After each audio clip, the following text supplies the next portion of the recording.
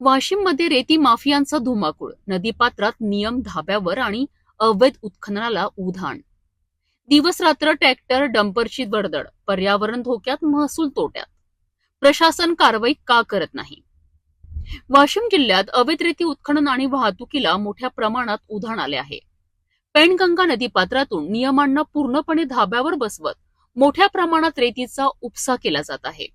या प्रकारामुळे पर्यावरणावर गंभीर परिणाम होत असून नदीपात्राचे संतुलन बिघडण्याची शक्यता निर्माण झाली आहे. विशेष म्हणजे ही वाहतूक दिवस रात्र सुरू असून ट्रॅक्टर आणि डंपरच्या माध्यमातून मोठ्या प्रमाणात रेतीची ने आण केली जात आहे. या अवैध व्यवसायामुळे महसूल विभागाला मोठा आर्थिक फटका बसत आहे. स्थानिक नागरिकांकडून या प्रकारावर कारवाई करण्याची मागणी होत असताना प्रशासनाकडून मात्र ठोस पावले उचलली जात नसल्याचा आरोप केला जात आहे.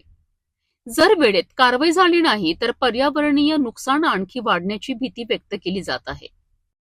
अवैध उत्खननाचा हा प्रकार फक्त कायद्याचा भंग नाही, तर पर्यावरणासाठीही गंभीर इशारा आहे. आता प्रशासन यावर किती कठोर कारवाई करते हे पाहणं महत्त्वाचं ठरणार आहे.